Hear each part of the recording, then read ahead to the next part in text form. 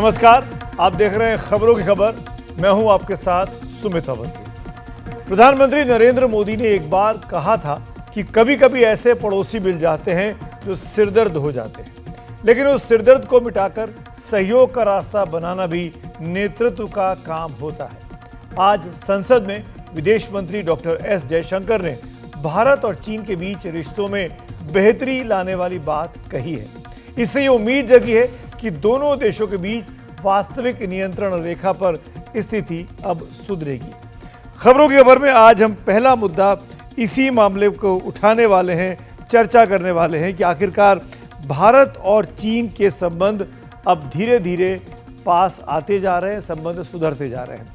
21 अक्टूबर को जो समझौता हुआ था भारत और चीन के बीच एलएसी को लेकर सेना हटाने पर, उस पर काफ़ी अमल हो गया है और उसमें कितनी प्रगति हुई है, आज ये जानकारी एस जयशंकर साहब ने दी है संसद में। हमारी पहली बड़ी खबर यही होगी। हम आपको दिखाएंगे कि कैसे 2020 में गलवान में दोनों सेनाओं के बीच तनावपूर्ण स्थिति के बाद अब फिर से हालात सामान्य करने की कोशिश चल रही है। कैसे विदेश मंत्री डॉक्टर जयशंकर, रक्षा मंत्री राजनाथ सिंह से लेकर प्रधानमंत्री नरेंद्र मोदी तक ने के प्रयासों से अब ये रंग दिखना शुरू हुआ है कि भारत और चीन, जो कि दुश्मन देश माने जाते हैं, अब उनके बीच संबंधों में मधुरता आ रही है। आज दूसरी खबर हमारी होगी बांग्लादेश में अल्पसंख्यकों की बहाली की, यानी हिंदुओं को लेकर जो अत्याचार बांग्लादेश में चल रहा है उस पर हम खास फोकस करने वाले हैं। इससे बड़ी विडंबना क्या होगी कि वहां पर हिंदुओं पर सरेआम हमले हो रहे हैं, उनको मारा पीटा जा रहा है और तो और इस्कॉन के चिन्मय दास के वकील पर ऐसा जानलेवा हमला हुआ कि उन्हें अस्पताल में भर्ती कराना पड़ा। उनकी स्थिति भी गंभीर बताई जा रही है। बांग्लादेश के इस नफरती हुकूमत का इलाज क्या है, इस पर भी हम बात करेंगे।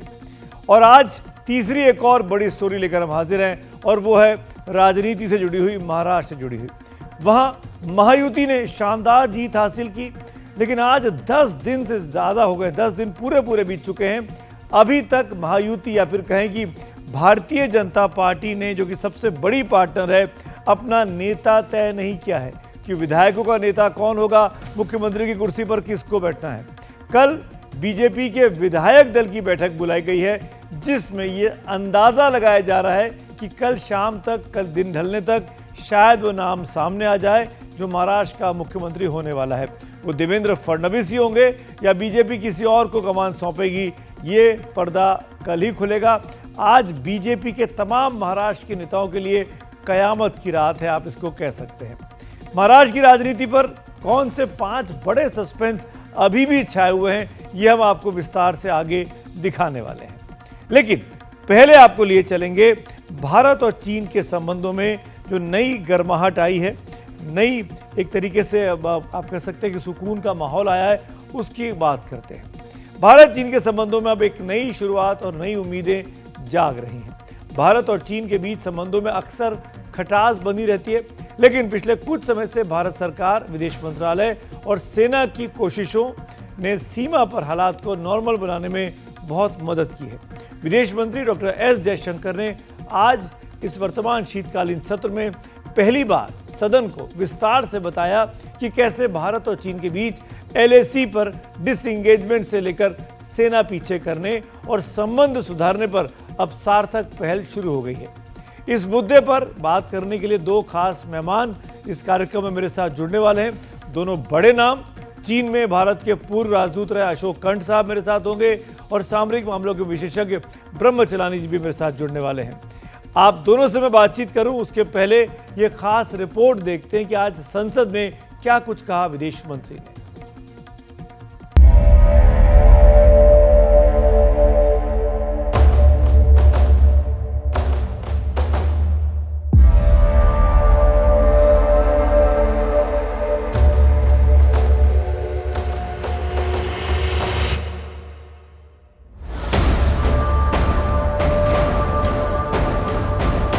24 अक्टूबर को रूस के कजान में प्रधानमंत्री नरेंद्र मोदी की चीनी राष्ट्रपति शी जिनपिंग की मुलाकात और बात किस खूबसूरत अंजाम तक पहुंची है, इसकी झलक मंगलवार को संसद में दिखी।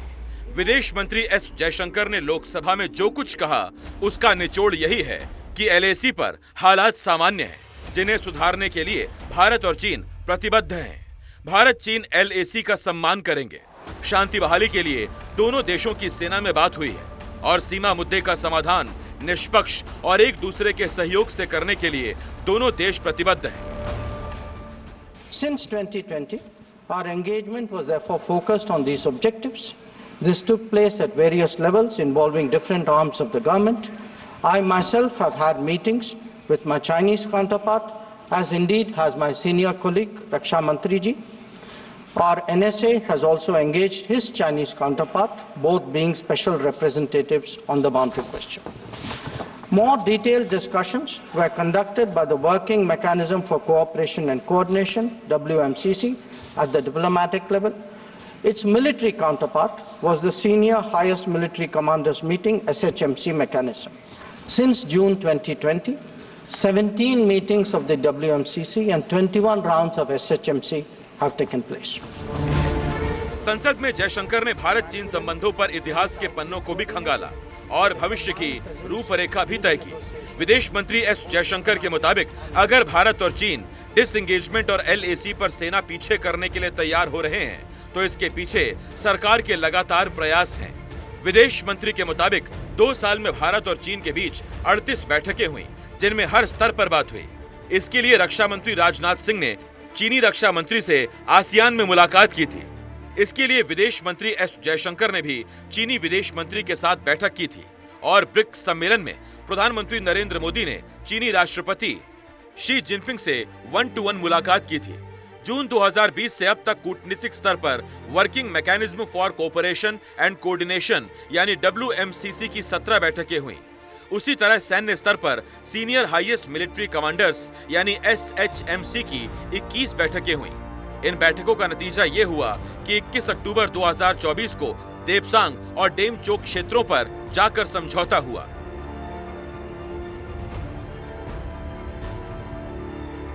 दरअसल जून 2020 में गलवान में चीनी सैनिकों के साथ झड़प में कुछ सैनिकों की जान चली गई थी। वो घटना 45 साल बाद हुई थी, लेकिन 4 साल के भीतर ही दोनों देश एक दूसरे के साथ सहयोग के लिए तैयार हो गए, जिसकी छाप सीमा पर दिखने लगी है। Following the October 21 understanding, Prime Minister and President Xi Jinping had a meeting on the sidelines of the BRICS summit in Kazan on October 23. They welcomed the understanding and directed the foreign ministers to meet and stabilize and rebuild the relationship. The special representatives are also to oversee the management of peace and tranquility, besides exploring a fair, reasonable and mutually acceptable solution to the boundary question.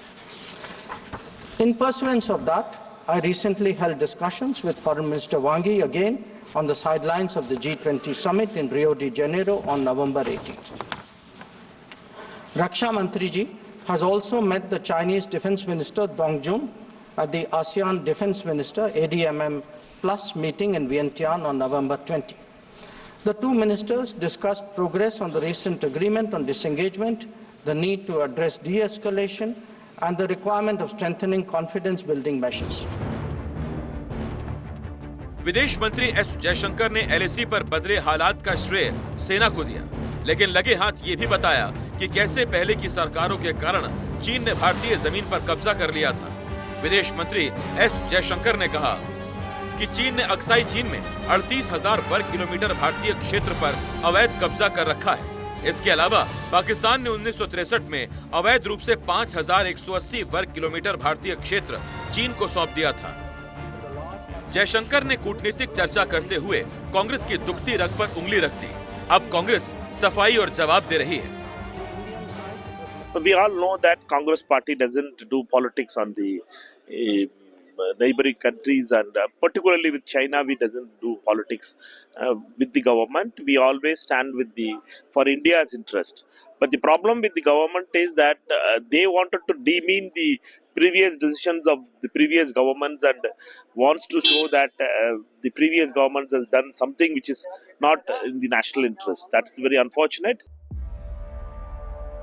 Bharat और चीन के संबंध 2020 से असहज हो गए थे, क्योंकि तब एक तरफ पूर्वी लद्दाख में अप्रैल-मई 2020 में चीन के सैनिकों के जमा होने से टकराव की स्थिति बनी थी। दूसरी तरफ गलवान वैली में जून 2020 में हुए तनाव के बाद दोनों देशों की तरफ से सेना की तैनाती की गई थी।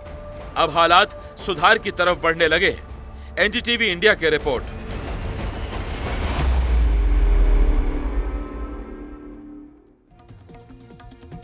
हम अपने पैनलिस्ट के पास जाएं, बातचीत को आगे बढ़ाएं। उसके पहले भारत और चीन के बीच संबंध अगर बेहतर होते हैं तो उसके क्या 5 फायदे हो सकते हैं, ये आपको बताना चाहते हैं।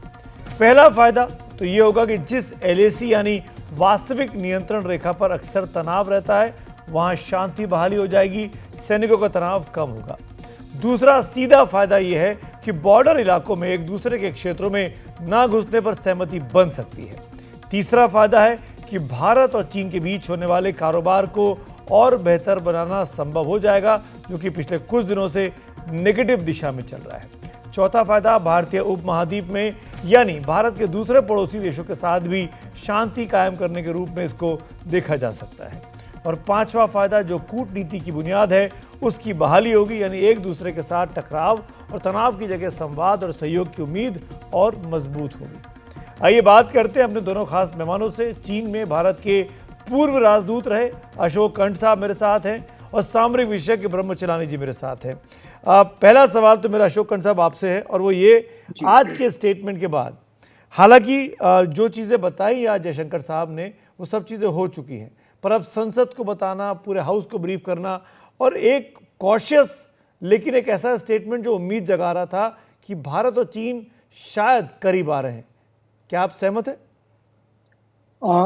मैं पहली बात तो ये कहना चाहूंगा कि विदेश मंत्री का आज जो संसद में बयान आया, यह बयान 2020 के बाद पहला विस्तृत बयान है विदेश मंत्रालय की तरफ से, और यह सराहनीय है। इसकी जरूरत है कि इस मुद्दे पर, भारत चीन संबंध पर ज्यादा पारदर्शिता हो। जैसा विदेश मंत्री ने कहा, ये एक सिलसिले की शुरुआत है। विदेश मंत्री ने बहुत नाप तोल कर अपने शब्दों का प्रयोग किया। उन्होंने कहा कि सम इम्प्रूवमेंट, कुछ सुधार हुआ। उन्होंने कभी ये नहीं कहा कि हम भारत चीन संबंध सहज हो गए हैं। उन्होंने कभी ये नहीं कहा कि भारत चीन संबंध रीसेट की तरफ जा रहे हैं। उन्होंने कहा डिसएंगेजमेंट की प्रक्रिया जो है वो कंप्लीट हो गई है। लेकिन मैं कहना चाहूंगा कि डिसएंगेजमेंट की प्रक्रिया कंप्लीट हो गई हो, लेकिन अभी भी भारत चीन सीमा क्षेत्र में स्थिति सामान्य नहीं बनी है। हमें ये देखना पड़ेगा कि किस तरह से यथास्थिति जो थी अप्रैल 2020 में, जैसा आर्मी चीफ ने भी कहा, वो फिर से बहाल हो जाए। उससे अभी हम काफी दूर हैं। डिसएंगेजमेंट हुआ है, लेकिन जैसा विदेश मंत्री ने कहा, डीएस्केलेशन की प्रक्रिया और बॉर्डर मैनेजमेंट किस तरह से ज्यादा प्रभावशाली हो, ये प्रक्रिया अभी बहुत आगे की प्रक्रिया है। तो वो देखना है कि ये बात कैसे आगे बढ़ेगी। उसके अलावा एक चीज और में ध्यान में रखने की बात है। आपने जिक्र किया कि 5 क्षेत्र में कैसे सुधार हो सकता है। ये ऑब्जेक्टिव्स हैं। अभी उन क्षेत्रों में प्रगति ज्यादा नहीं हुई है, ये मैं मानना पड़ेगा, क्योंकि भारत चीन संबंध में कई ऐसे हैं जो कह सकते हैं कि स्ट्रक्चरल समस्याएं हैं, और वो स्ट्रक्चरल समस्याएं गालवान के पहले भी थी और वो स्ट्रक्चरल समस्याएं आज भी हैं। तो ये जो आगे की बात कैसे बढ़ेगी, भारत चीन संबंध कैसे सामान्य बनेगा, भारत चीन सीमा क्षेत्र में स्थिति कैसे सहज बनेगी, अभी जो मिलिटराइजेशन हो गया है वो तो भी जारी है। बहुत ढेर सारे ऐसे प्रश्न हैं जिन पर हमें बात करना पड़ेगा, और इस मामले में विदेश मंत्री ने बहुत साफ तरीके से कहा। उन्होंने ये भी कहा कि कुछ क्षेत्र हैं जहां डिसएंगेजमेंट पहले हुआ, वो टेम्पररी है। वो डिसएंगेजमेंट, जैसे कि आप गालवान घाटी को देखें या पानकुंग झील के क्षेत्र को देखें, गोगरा हॉट स्प्रिंग में देखें, वो जो बफर जोन्स बने हैं वो हमारे हक में नहीं है। चूंकि जो हम जहाँ पेट्रोलिंग कर पाते थे वो हम नहीं जा पा रहे हैं, जहाँ हमारे चरवाहे जाते थे वो नहीं जा पा रहे हैं। तो ये प्रक्रिया अभी भी आगे बढ़ानी है और हमें काफी अरसे तक बात करना पड़ेगा कि किस तरह से भारत चीन संबंध एक बार फिर से सहज बन पाए। डॉक्टर साहब, जब ये माहौल अब पड़ोसी देशों के साथ थोड़ा अजीब सा चल रहा है अपना, पाकिस्तान के साथ तो जो हुआ सो हुआ, बांग्लादेश के साथ भी काफ़ी तनाव चल रहा है। चलानी साहब, मेरा सवाल आपसे है, हमने चीन के साथ हमारा जो अतीत है बहुत ही खट्टा मीठा अनुभव है, इसमें खट्टे ज़्यादा हैं, मीठे तो बहुत ही कम है। इस सिचुएशन में जब बाकी पड़ोसी मुल्कों के साथ संबंधों में अभी काफ़ी ज़्यादा तनाव दिख रहा है पड़ोसी मुल्कों के साथ, ऐसे में चीन के साथ ये जो भी कदम उठाए जा रहे हैं, इसको कितना ऑप्टिमिस्टिकली हमको देखना चाहिए, और क्या ये इकोनॉमिक संबंधों को या आर्थिक संबंधों को ठीक करने की दिशा में जाएंगी चीज़ें? आपने ठीक से ये दो इश्यूज जोड़े। एक तो चीन के साथ रिश्ते भारत के, और दूसरा जो भारत के नेबरहुड में जो कुछ हो रहा है, इन दोनों के बीच में एक कनेक्शन है। देखिए, बांग्लादेश में जो कुछ हो रहा है, इसमें इन डेवलपमेंट्स में अमेरिका का हाथ रहा है।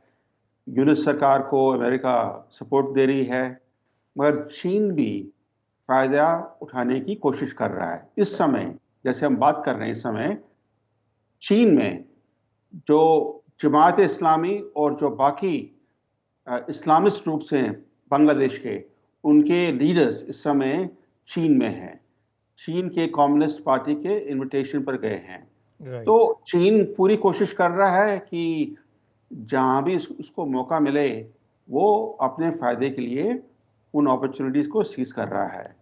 जहाँ तक भारत और चीन के रिश्ते हैं, एम्बेसडर कांता ने बिल्कुल ही ठीक से बताया साफ साफ कि ये जो कुछ अभी हुआ है डिसएंगेजमेंट, ये पहला कदम है, फर्स्ट स्टेप, और ये जो प्रोसेस होगा लंबा प्रोसेस होगा, काफ़ी कॉम्प्लेक्स प्रोसेस है।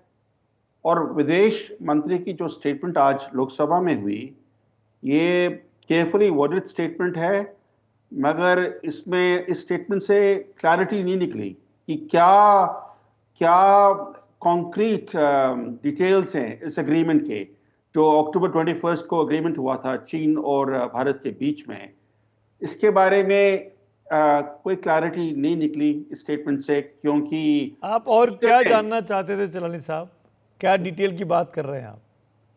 देखिए, इस स्पीकर ने क्वेश्चंस और क्लैरिफिकेशन अलाउ नहीं किए, तो जो ये प्रिपेयर्ड स्टेटमेंट है, इसमें ये नहीं बताया गया कि भारत की तरफ से क्या कंसेशंस हुए हैं।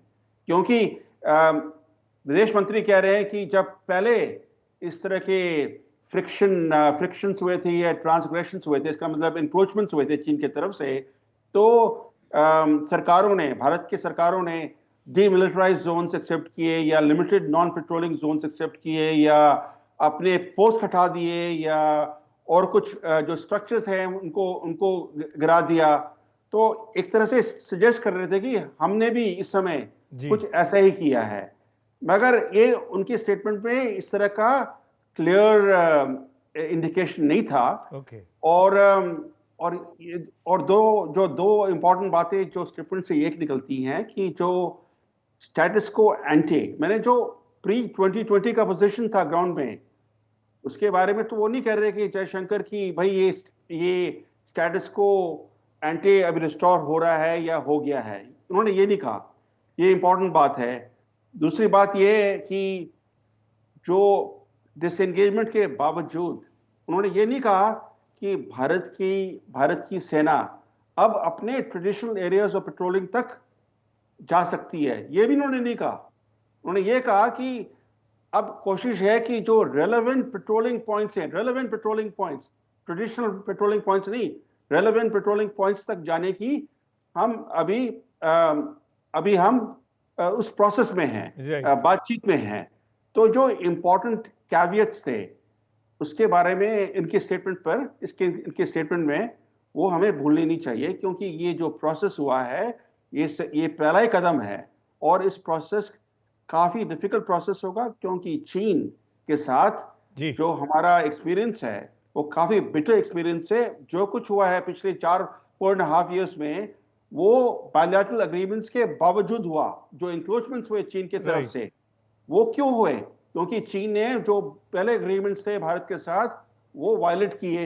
अब जो कुछ हम उनके साथ एग्री करेंगे, इसका मतलब थोड़ी कि चीन उन नए अंडरस्टैंडिंग्स को ऑनर करेगा। जी, आप दोनों का जुड़ने के लिए बहुत बहुत शुक्रिया। लेकिन चीन की विस्तारवादी नीतियों को हम सब समझते हैं, जानते हैं, इसीलिए जयशंकर साहब का आज का जो बयान था बहुत ही कॉशियस, बहुत ही संभला हुआ, बहुत ही ऐसा बयान जिससे ज़्यादा जिंगोइज्म ना हो, ज़्यादा हंगामा ना मचे, लेकिन एहतियातन उन्होंने कहा कि संबंध सुधरने की दिशा में है और उसको देखकर एक राहत की बात ज़रूर निकल कर सामने आती है।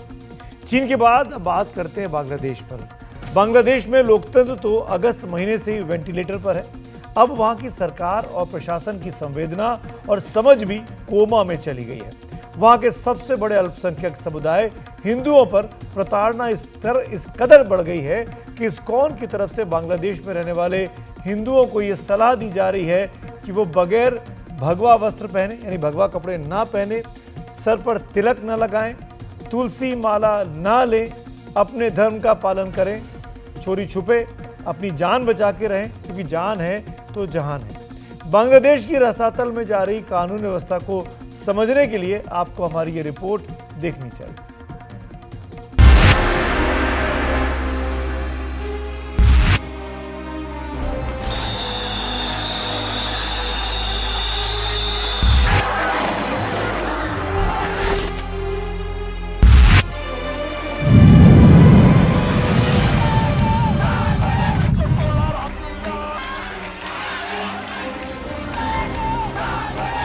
जब भी इस्कॉन में हम लोग दीक्षा लेते हैं या कोई भी दीक्षा लेता है तो उनको एक पिस्तौल दिया जाता है और 108 चेम्बर का वो पिस्तौल में जगह रहती है, जिसमें 108 गोलियां हम लोग भर के उसको दागते हैं। रोज़ सवेरे हम लोग दागते हैं 1728 बार। ये रही हमारी पिस्तौल और आप देख सकते हैं कि इस्कॉन कोलकाता के प्रवक्ता राधा रमन दास आखिर ऐसा क्यों कह रहे हैं? क्या ये इस्कॉन का आक्रोश है? ये जो पिस्तौल है, आप पिस्तौल चलाने के लिए रेडी हो जाती है। क्या ये बांग्लादेश में हिंदुओं पर हो रहे अत्याचार के खिलाफ गुस्सा है? आपको पूरी बात सुनाएंगे, लेकिन उसके पहले ये भी सुन लीजिए। कोलकाता इस्कॉन की तरफ से बांग्लादेश में इस्कॉन के अनुयायियों को क्या सलाह दी जा रही है? भगवा वस्त्र मत पहनो, तिलक लगाते हो तो मिटा दो, तुलसी माला छिपा लो, सिर को ढक कर चलो। कि इसके अंदर में ये गोलियां हैं। सवाल उठता है कि भगवा ना पहनने, तिलक मिटा देने, तुलसी की माला छिपा कर पहनने और सिर को ढक कर चलने की सलाह क्यों दी जा रही है? ऐसा इसलिए हो रहा है क्योंकि बांग्लादेश में लगातार हिंदू आबादी के खिलाफ हिंसक घटनाएं सामने आ रही हैं, और तो और हिंदुओं पर हो रहे अत्याचार का विरोध करने पर जिन चिन्मय कृष्ण प्रभु को जेल में बंद कर दिया गया, उनके वकील पर भी हमला हो गया है। तो ऐसे संस्था के लिए, ऐसी ग्लोबल ऑर्गेनाइजेशन के लिए कोलकाता में इस्कॉन के प्रवक्ता राधा रमन दास ने एक वीडियो जारी करके कहा है कि वकील रमन राय का कसूर इतना भर था कि उन्होंने कोर्ट में चिन्मय कृष्ण प्रभु की पैरवी की। कट्टरपंथियों ने उन पर बुरी तरह से हमला किया, जिसके बाद वकील रमन राय आईसीयू में हैं और जीवन के लिए संघर्ष कर रहे हैं। इससे पहले बांग्लादेश में इस्कॉन पर यह आरोप लगाया गया कि वो कट्टरता को बढ़ावा देने वाला संगठन है। तभी इस्कॉन की तरफ से भारत में ये सवाल उठाया गया कि क्या हम पिस्तौल चलाते हैं? अभी जब ये उंगली निकाल लिया तो पूरा पिस्तौल की तरह ही हो गई है। जब भी इस्कॉन में हम लोग दीक्षा लेते हैं या कोई भी दीक्षा लेता है तो उनको एक पिस्तौल दिया जाता है और 108 चेम्बर का वो पिस्तौल में जगह रहती है, जिसमें 108 गोलियां हम लोग भर के उसको दागते हैं। रोज़ सवेरे हम लोग दागते हैं 1728 बार। तो मैं आपको दिखाता हूं उस पिस्तौल को जो हर एक इस्कॉन के भक्त के पास में हमेशा रहता है और उसको वो रोज़ सवेरे चलाता है। तो ये रही हमारी पिस्तौल और आप देख सकते हैं कि इसके अंदर में ये गोलियां हैं, पूरे गिन लीजिए 108 गोलियां हैं और इसको हम लोग रोज़ अपने पिस्तौल में सवेरे भरते हैं। और आप देखिए कि अभी जब ये उंगली निकाल लिया तो पूरा पिस्तौल की तरह ही हो गई है। तो अगर ये जो पिस्तौल है, अब पिस्तौल चलाने के लिए रेडी हो जाती है। तो जब हम लोग सवेरे जब इसको ट्रिगर दबाते हैं तो आवाज़ निकलती है। जैसे पिस्तौल में हम ट्रिगर दबाते हैं तो धाएं धाएं की आवाज़ आती है, लेकिन हमारी इस पिस्तौल में जब हम ट्रिगर दबाते हैं तो कैसी आवाज़ आती है मैं आपको बताता हूँ।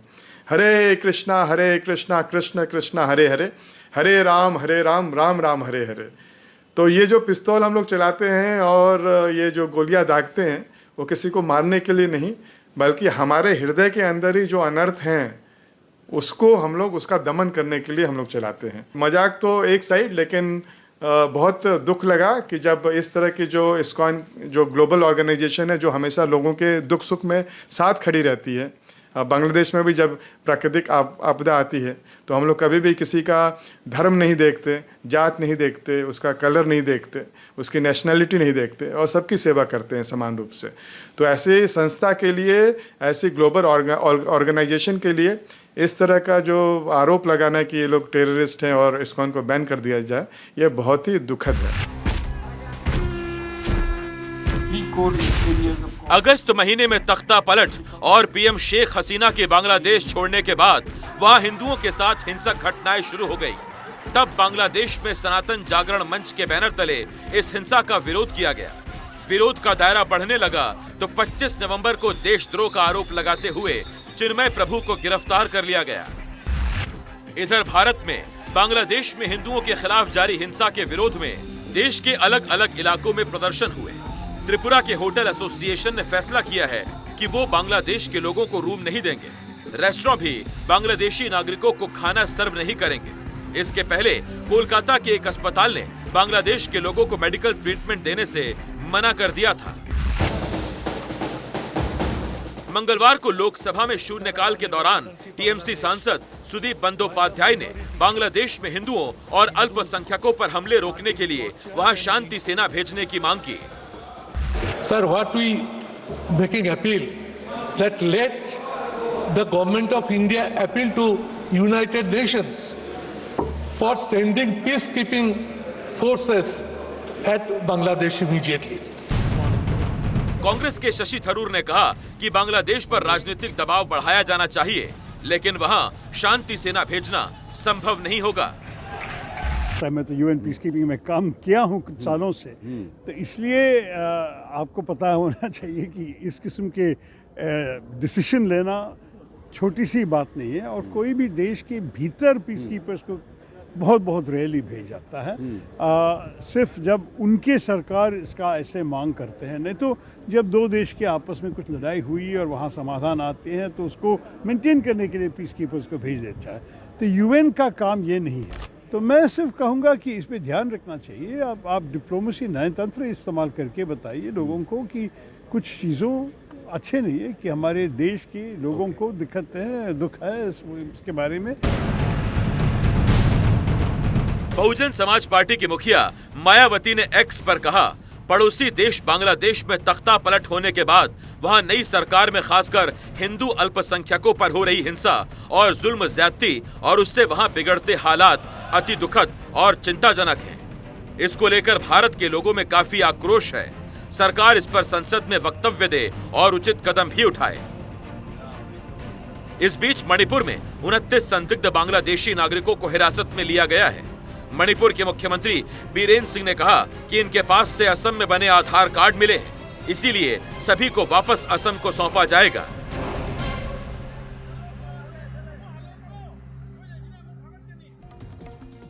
भारत और बांग्लादेश को लेकर कुछ और बातें आपको ध्यान में रखनी चाहिए। दो देशों को करीब लाने में आर्थिक रिश्तों की भूमिका बहुत अहम होती है। आपको बताते हैं कि भारत और बांग्लादेश के बीच इकोनॉमी के मोर्चे पर संबंध कैसे रहे हैं और किन बातों का ख्याल बांग्लादेश को रखना होगा।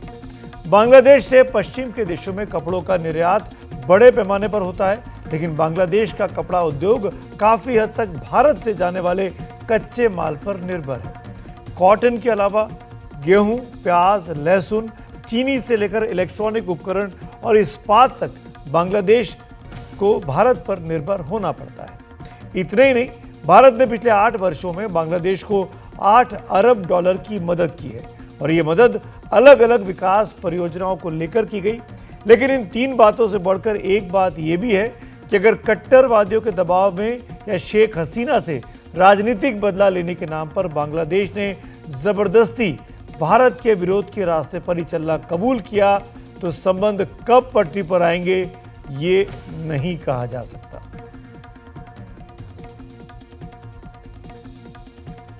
जब बांग्लादेश और धर्मनिरपेक्षता और लोकतंत्र के रास्ते पर चल रहा था तो विकास कर रहा था। अब मजहबी कट्टरता ने उसको नफरत के खूनी दलदल में धकेल दिया है। दिल्ली में जामा मस्जिद के शाही इमाम ने बांग्लादेश सरकार को नसीहत दी है कि हिंदुओं को सताना बंद करे। अब बांग्लादेश से उत्तर प्रदेश चले आते हैं। यहां संभल में शाही जामा मस्जिद के सर्वे के दौरान हिंसा की गूंज लगातार संसद तक आज सुनाई पड़ी। इस बीच वहां फॉरेंसिक टीम को पाकिस्तानी कारतूस का खोखा मिलने से मामला और सनसनीखेज हो गया। देखिए ये रिपोर्ट। जो लोग खोदना चाहते हैं वो याद रखें, वो देश का सौहार्द भी खो देंगे।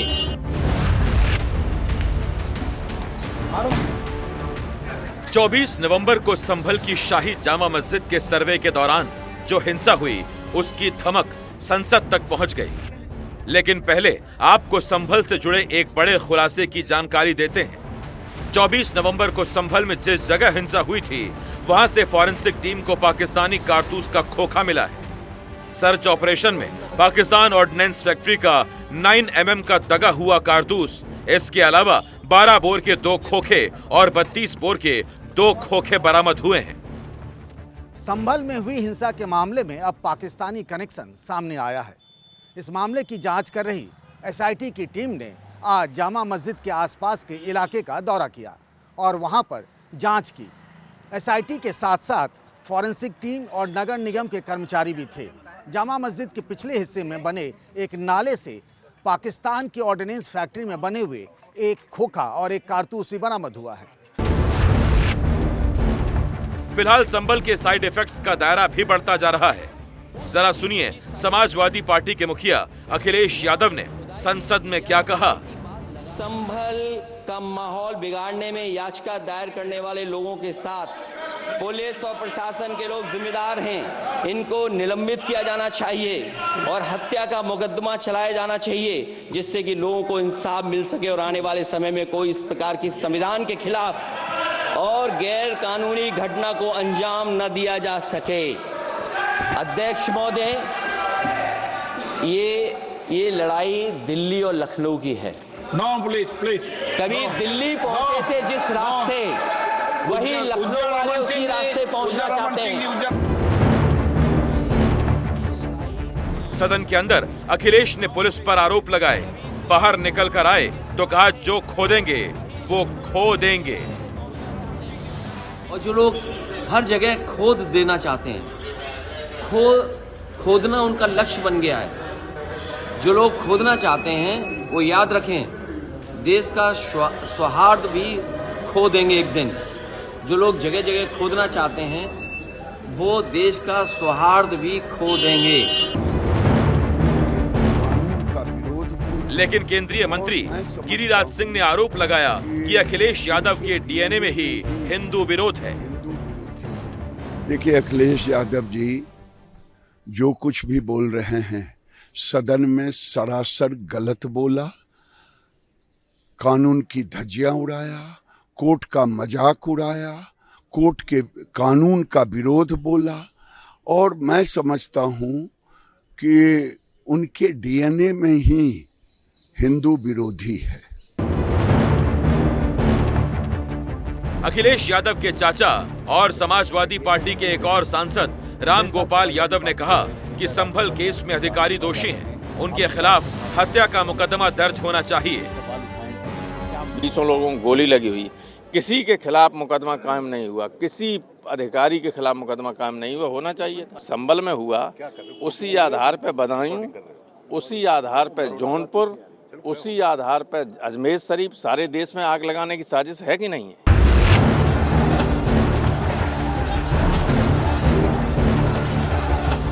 लेकिन संभल में जो हुआ वो कहां जाकर रुकेगा? हम ये बात इसलिए कह रहे हैं क्योंकि यूपी में संभल के बाद बदायूं की जामा मस्जिद भी चर्चा में है। वहां दावा किया गया है कि बदायूं में जो जामा मस्जिद है वो असल में नीलकंठ महादेव का मंदिर है। मंगलवार को बदायूं के जिला कोर्ट में हिंदू पक्ष ने मस्जिद के सर्वे की मांग रखी तो दूसरे पक्ष ने यह जवाब दिया कि सारा कुछ माहौल को बिगाड़ने के लिए किया जा रहा है। बदायूं के जामा मस्जिद बनाम नीलकंठ महादेव मंदिर मामले में सुनवाई पूरी नहीं हो सकी है। इस केस में अगली सुनवाई अब 10 दिसंबर को होगी। ध्यान रहे कि फिलहाल बहस इस बात पर हो रही है कि यह मामला कोर्ट में चलने योग्य है या नहीं। अगर कोई प्रॉपर्टी प्रॉपर्टी विभाग की है तो उस पर जो विशेष उपासना स्थल अधिनियम 1991 है उसके प्रोविजन लागू नहीं होते, और जहां एक पक्ष हिंदू हो और दूसरा पक्ष मुस्लिम हो तब उस दशा में वक्फ अधिनियम 1995 के प्रावधान लागू नहीं होते। इन्हीं 2 ग्राउंड को लेकर केवल एप्लीकेशन मूव हुई है। हम तो ये चाहते हैं वो पूजा करने की हमें अनुमति प्रदान की है। इंतजामिया कमेटी अपना पक्ष आज रखना चाह रही है, लेकिन वो उस मैटर को लंबे से लंबा खींच रहे हैं।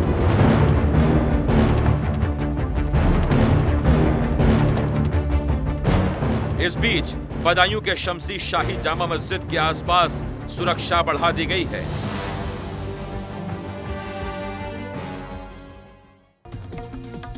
संभल, बदायूं, जौनपुर, न जाने कितने और ऐसे मामले निकलेंगे जो आने वाले वक्त में दोनों संप्रदायों के बीच में तनाव बढ़ाने का काम कर सकते हैं। आगे बढ़ते हैं। इस बीच महाराष्ट्र में महा सस्पेंस आज भी कायम है, जिसके कम से कम बुधवार सुबह तक बंद रहने के आसार दिखाई दे रहे हैं। महाराष्ट्र में महायुति को शानदार बहुमत मिला। बहुमत मिले अब तो 10 दिन पूरे बीत चुके हैं, लेकिन अब तक ये तय नहीं हो पाया कि आखिरकार कौन बनेगा मुख्यमंत्री। खुद बीजेपी के पास 132 विधायक हैं। एक सहयोगी दल के नेता अजीत पवार पहले ही दिन ऐलान कर चुके हैं कि बीजेपी का मुख्यमंत्री उन्हें मान्य होगा। कार्यवाहक मुख्यमंत्री एकनाथ शिंदे भी ये बात कह चुके हैं कि दिल्ली में नरेंद्र मोदी और अमित शाह जो तय करेंगे वो उसको अपना नेता मान लेंगे। बाकायदा प्रेस कॉन्फ्रेंस करके उन्होंने ये बात कही थी। जब दोनों सहयोगी राजी हैं कि वो बीजेपी के नेता को मुख्यमंत्री मान लेंगे, तो आखिरकार कहां बात ये फंस गई है। कहीं बीजेपी के अंदर तो मुख्यमंत्री पद को लेकर तनातनी तेज नहीं है कि कोई फैसला अब तक नहीं हो पाया, और इसीलिए लगातार आ रही विधायक दल के नेता चुनने की तारीख पर तारीख बदलती रही। इस बीच उप मुख्यमंत्री देवेंद्र फडणवीस ने मुख्यमंत्री एकनाथ शिंदे के आधिकारिक आवास वर्षा में जाकर आज उनसे मुलाकात की। दोनों के बीच ये मुलाकात 4 दिनों के अंतराल के बाद हुई है। इस मुलाकात में क्या खास निकल कर आया है, यह आपको बताएंगे मेरे सहयोगी जितेंद्र दीक्षित। लेकिन पहले आप देखिए महाराष्ट्र में सरकार के गठन पर छाए हुए हैं कौन कौन से 5 सस्पेंस।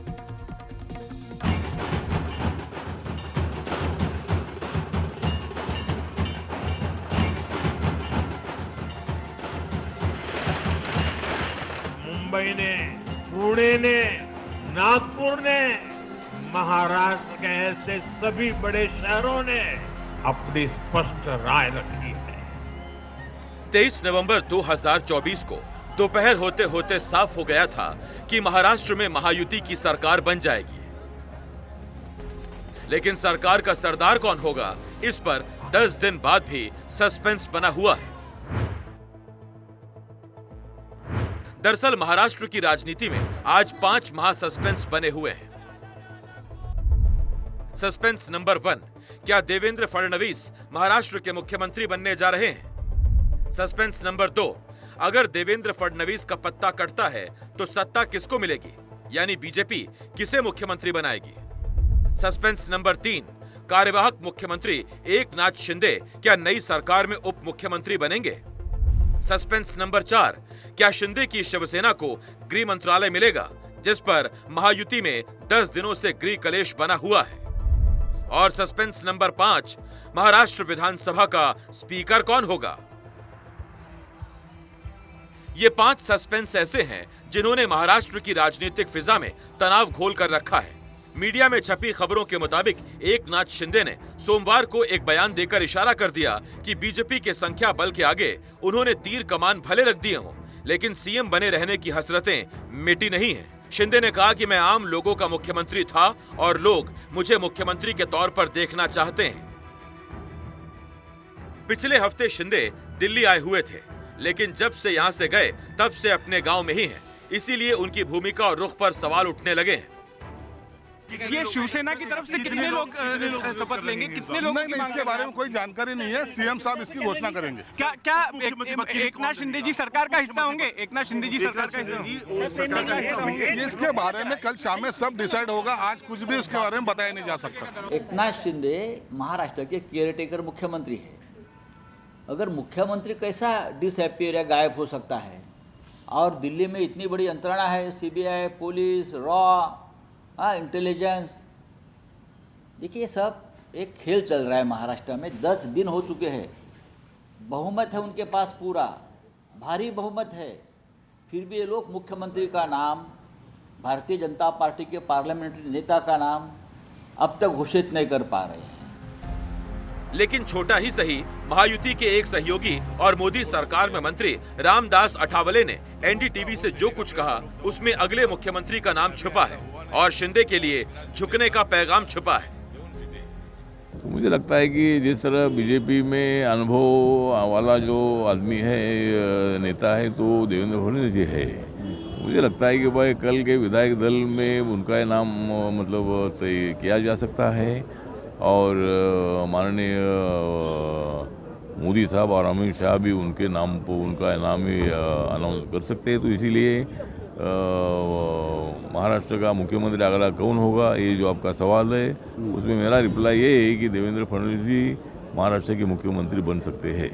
मुझे लगता है वो समर्थन करेंगे। एकनाथ शिंदे जी हमारे साथ रहना बहुत बड़ा ज़रूरी है, और इतनी विक्ट्री मिली उसमें उनका भी बहुत बड़ा योगदान है।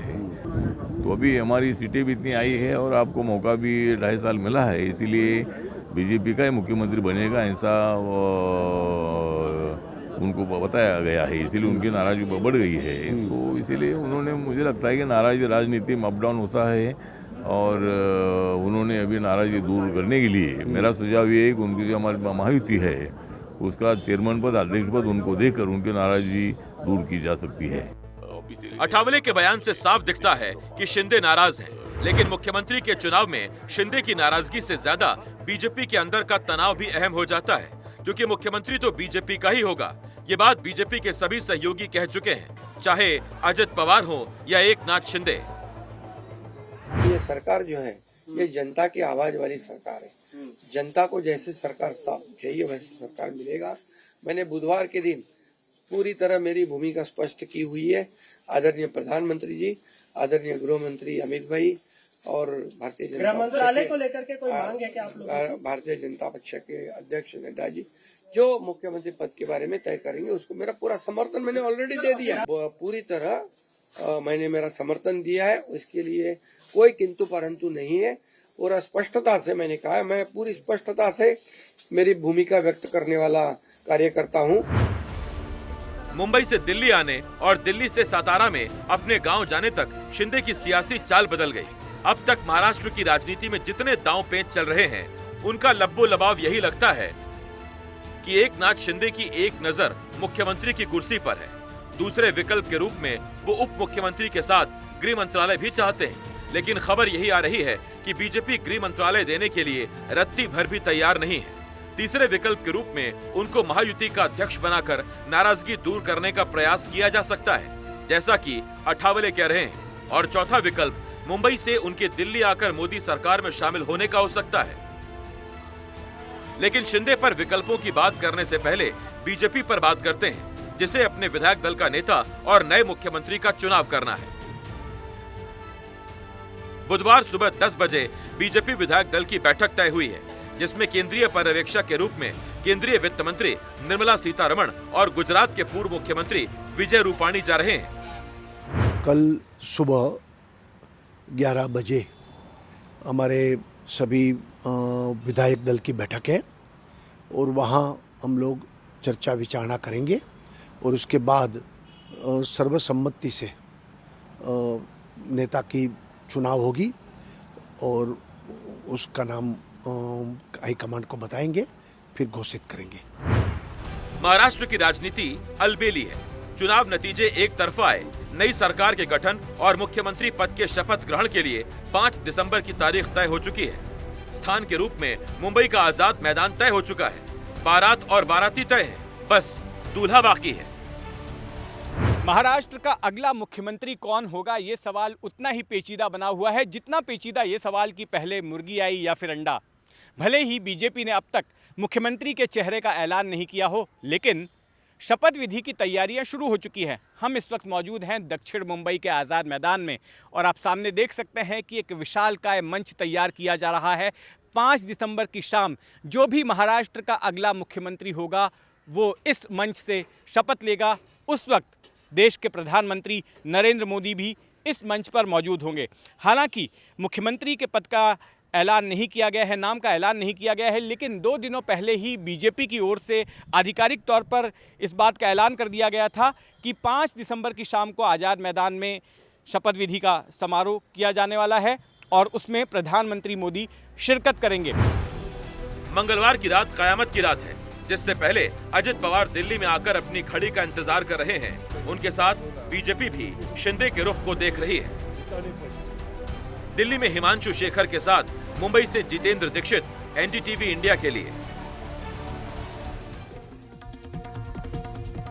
तो आज महाराष्ट्र में महाकयामत की रात है, कई नेताओं की धड़कनें बड़ी होंगी। तो कल मुंबई में क्या होने वाला है, चलते हैं सीधे जितेंद्र दीक्षित के पास जो अपनी बारी का इंतजार कर रहे हैं। जीतू, क्या खबर, आज जो मुलाकात हुई है फडणवीस साहब की, शिंदे साहब की, 4 दिन से दोनों लोग मिले ही नहीं थे, आज आमने सामने बैठे, कुछ पता चला कल क्या होने वाला है? बिल्कुल, देखिए ये मुलाकात काफी अहम है क्योंकि बीते हफ्ते जब अमित शाह से मिलकर आए थे एकनाथ शिंदे, उसके बाद से ही उन्होंने मिलना जुलना बंद कर दिया था। बताया गया कि वो बीमार है, सतारा अपने गांव चले गए और फिर जब वहां से 2 दिन पहले लौट कर आए उसके बाद भी वो किसी बीजेपी के नेता से नहीं मिल रहे थे। कल रात को गिरीश महाजन जो बीजेपी के नेता है वो उनसे मिलने गए थे और उसके बाद आज पहली बार उनकी देवेंद्र फडणवीस के साथ मुलाकात हुई और ये मुलाकात करीब घंटे भर तक चली। और जो हमें पता चला है कि जिन मुद्दों पर बात हुई है, एक तो ये मुद्दा है कि एकनाथ शिंदे की पार्टी को कौन कौन से मंत्रालय मिल सकते हैं, उस बात को लेकर चर्चा हुई है। मंत्रालय को लेकर अड़े हुए हैं कि उन्हें गृह मंत्रालय चाहिए, साथ में विधानसभा के स्पीकर का पद भी चाहिए।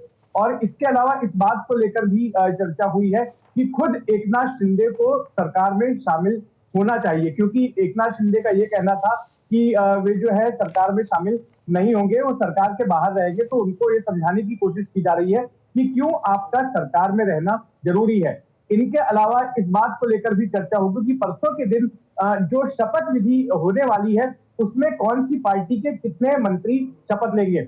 देखिए, कुल कोटा तो अलग बात है कि हर पार्टी को कितना कोटा मिलेगा। जो हमारे पास फॉर्मूला आया है उसके मुताबिक हर 6 विधायक पर 1 मंत्री पद दिया जाने वाला है। तो उस तरह से बीजेपी के पास करीब 22 मंत्री पद आने वाले हैं, एकनाथ शिंदे के पास में करीब 10-11 मंत्री पद आएंगे और अजीत पवार के पास में 7 से 8 मंत्री पद मिलने वाले हैं। लेकिन ये सारे के सारे मंत्री जो है वो परसों के दिन शपथ नहीं लेंगे। परसों के दिन जब प्रधानमंत्री मंच पर मौजूद होंगे उस दौरान सिर्फ सीमित संख्या में ही शपथ लिया जाने वाला है। हो सकता है कि हर पार्टी से 2 मंत्री ही शपथ लें उस दिन। जीतू, एक चीज और जल्दी से जानना चाहता हूं। अब शिंदे साहब की तबीयत खराब हुई, आज भी वो अस्पताल गए, ठाणे में, जुपिटर में इलाज कराने, चेकअप कराने। इसका कोई सियासी कनेक्शन है क्या, या वाकई में डिप्टी सीएम नहीं बनेंगे वो, इस पर वो अड़ गए? देखिए, 2 चीजें हैं सुमित जी कि एक तो वो बीमार हैं, ये बात उनकी पार्टी के नेता मानते हैं कि हाँ वो बीमार हैं, लेकिन वो नाराज हैं ये वो नहीं मानते हैं। ऑन रिकॉर्ड मैंने भी कई नेताओं से बात की, रौनक कुकड़े ने भी कई नेताओं से बात की, तो उनका कहना है कि नहीं, उनको किसी प्रकार की नाराजगी नहीं है। लेकिन नाराजगी नहीं है तो वो संपर्क में क्यों नहीं थे? बीजेपी के नेताओं की ओर से कोशिश की जा रही थी उनसे संपर्क करने की, तो जाहिर है कि संकेत तो यही था कि वो नाराज है, उनको जो चाहिए वो मिल नहीं रहा है।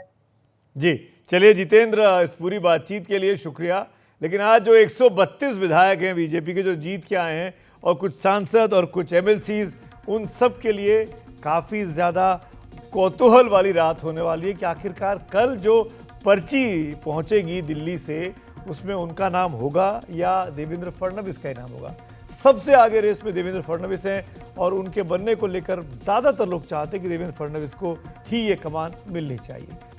अमेरिका के नवनिर्वाचित राष्ट्रपति डोनाल्ड ट्रंप का इजरायल के प्रति प्रेम एक बार फिर उमड़ा है। ट्रंप ने हमास को धमकी दी है कि अगर उनके बागडोर संभालने से पहले हमास ने इजरायल के बंधकों को नहीं छोड़ा तो उसकी खैर नहीं। अगर ट्रंप की धमकी काम कर गई तो हमास के पास इजराइल के बंधकों की रिहाई हो सकती है।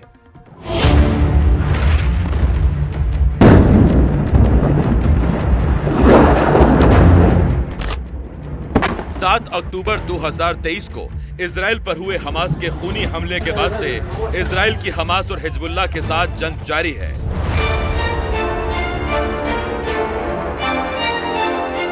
तब हमास के सबसे घातक हमले में इजराइल के 1200 लोग मारे गए थे, जिनमें 360 से ज्यादा युवक थे। इसके जवाब में इजराइल ने गाजा पट्टी को हमला करके उसे वीरान कर दिया। लेकिन इजराइल अपने करीब 100 बंधकों को हमास से छुड़ा नहीं पाया। लेकिन अमेरिका के नवनिर्वाचित राष्ट्रपति डोनाल्ड ट्रंप ने हमास को खुली धमकी दी है कि इजराइल के बंधकों को रिहा करो, नहीं तो अंजाम बुरा होगा।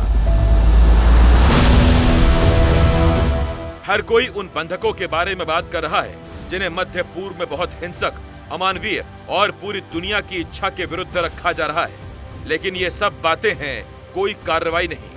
कृपया इस सच्चाई को सामने आने दें कि अगर बंधकों को 20 जनवरी 2025 से पहले रिहा नहीं किया गया, जिस दिन मैं गर्व से संयुक्त राज्य अमेरिका के राष्ट्रपति के रूप में पदभार ग्रहण करने वाला हूं, तो मध्य पूर्व में और उन लोगों के लिए बहुत बड़ी कीमत चुकानी पड़ेगी।